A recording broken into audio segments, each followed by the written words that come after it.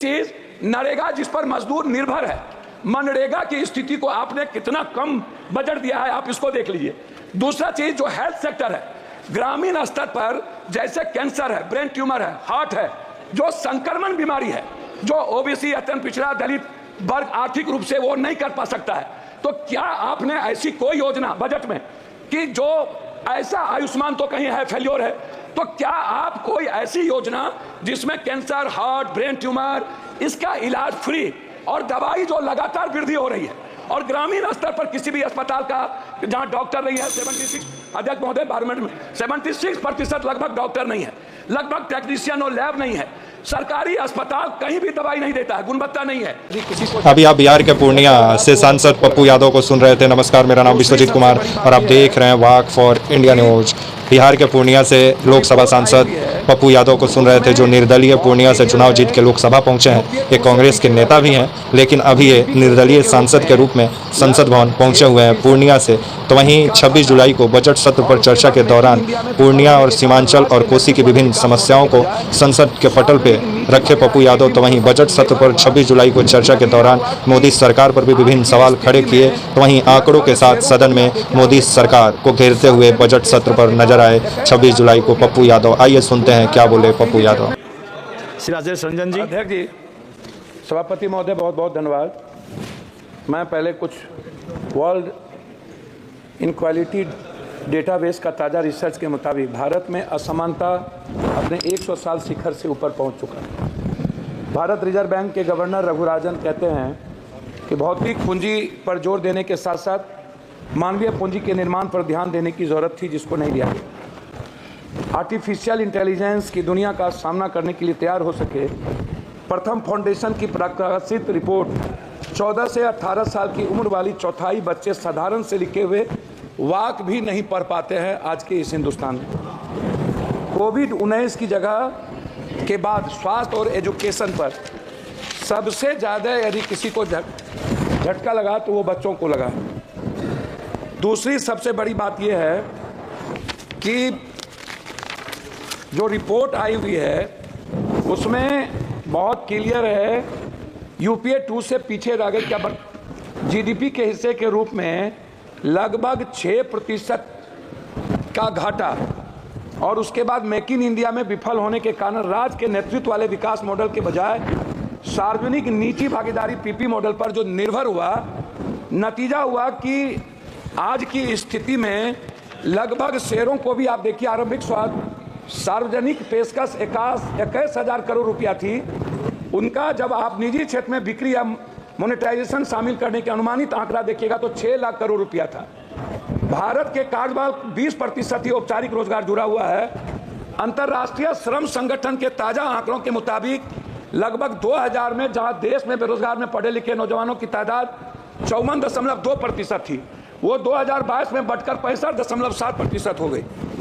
उस तरह दुनिया के कारखानों में तब्दील करने की जो मेक इन इंडिया की सबसे बड़ी बात थी, जिसमें $25 अरब मोबाइल इलेक्ट्रॉनिक्स वाली कंपनियों को दिया गया भारत सरकार के द्वारा युवाओं को आगे बढ़ाने के लिए, जिसमें 1.3% भी, ये आंकड़ा मेरा नहीं है, ये आंकड़ा भारत सरकार का है, वो स्थिति इसमें पैदा हो गई कि हमने यूथ को आगे नहीं बढ़ा पाया। लगभग 40% श्रमिक किसी क्षेत्र में काम करते हैं और केवल 20% ही विनिर्माण नौकरियां या IT जैसी व्यावसायिक सेवा में काम करता है। ये जो मजदूर है 40%, 10 साल के अंदर इस पर कोई काम वर्तमान सरकार ने नहीं किया। खास तौर पर अनुसूचित जाति SC, अनुसूचित जनजाति ST, पिछड़ा वर्ग OBC आरक्षण के संदर्भ में आप उठा करके देखिएगा, जितनी प्राइवेट नौकरियों की बात आई नियोजित, उस पर कभी भी आज तक सभापति महोदय निजी आरक्षण को लेकर के वर्तमान सरकार 10 सालों में कभी भी किसी भी बजट में प्राइवेट आरक्षण को लेकर ST SC अत्यंत पिछड़े वर्ग के लिए जब आपने सरकारी नौकरी खत्म कर दी, उसी का एक हिस्सा है बजट में जो आया है OBC वर्ग के लिए, जिनकी राह में कठिनाई, छात्रों की pre 10 crore, post matric 10 crore, लगभग 921 करोड़, छात्रवृत्ति नेशनल फेलोशिप 55 करोड़, विदेशी शिक्षा की सब्सिडी स्कीम 25 करोड़ तथा छात्रावास योजना पर 45 करोड़ रुपया की अनुमानित, मतलब 2024 के बजट अनुमान के पिछड़े वर्ग के छात्रों और अनुसूचित जनजाति की उच्च शिक्षा विकास के लिए योजना सरकार में बहुत कम घटा दिया एसटी एससी का और ओबीसी का। एक तरफ आप अत्यंत पिछड़ा ओबीसी एसटी एससी के आरक्षण को खत्म कर रहे हैं, एक तरफ उनकी इकोनॉमी को खत्म कर रहे हैं। विदेश जो एसटी एससी ओबीसी के बच्चे जा रहे थे उसके लगभग पैसे आपने 3 हिस्सा कम कर दिया। तो मेरा उसमें कहना बिल्कुल साफ है कि अध्यक्ष महोदय सबसे जो इंपॉर्टेंट था वो है, आप इसको समझने का प्रयास करिए, वो सबसे ज्यादा है एजुकेशन, हेल्थ, नरेगा, विडो। मैं सभापति महोदय विडो के बारे में जो 6 पेंशन है, विधवा पेंशन है, वृद्धा पेंशन है, निःशक्त पेंशन है, मैं सरकार से जानना चाहूंगा ये 300 रुपया कब तक आप दोगे? 400 रुपया कब तक? क्या इस पेंशनधारी को 1000 से 2000 रुपया वृद्धा पेंशन को क्या नहीं बढ़ाना चाहिए? दूसरी चीज, नरेगा जिस पर मजदूर निर्भर है, मनरेगा की स्थिति को आपने कितना कम बजट दिया है, आप इसको देख लीजिए।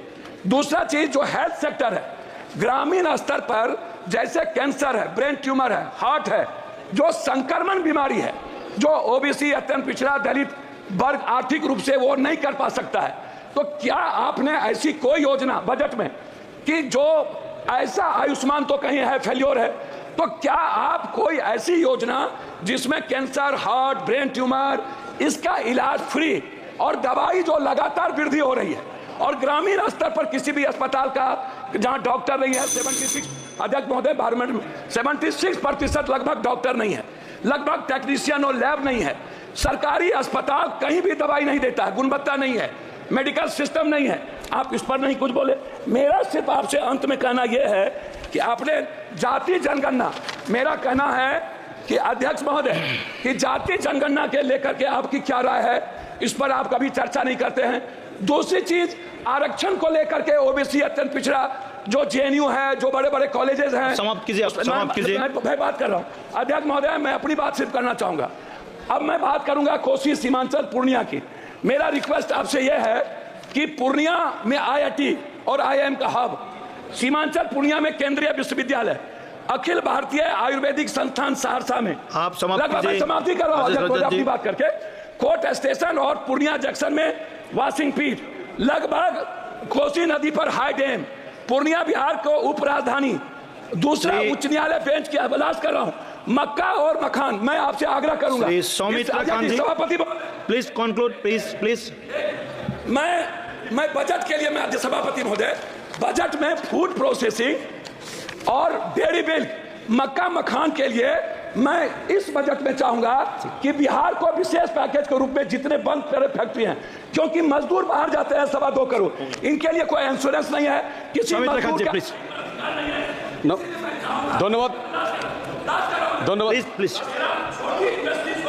धन्यवाद चेयरमैन सर।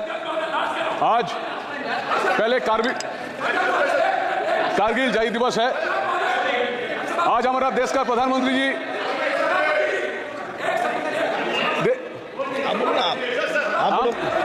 पहले धन्यवाद देना चाहता हूं जहां देश का प्रधानमंत्री जी हमारा एक सेकंड आप मेरा आग्रह सेकंड में बोले 15 सेकंड। मेरा आग्रह है अध्यक्ष जी, ये जो आप जैसे आंगनबाड़ी, रसोईया, आज कारगिल जय दिवस, ममता, आशा, नियोजित, संविदा, शिक्षा मित्र, मेरा 2 ही इस पर सबमिशन है।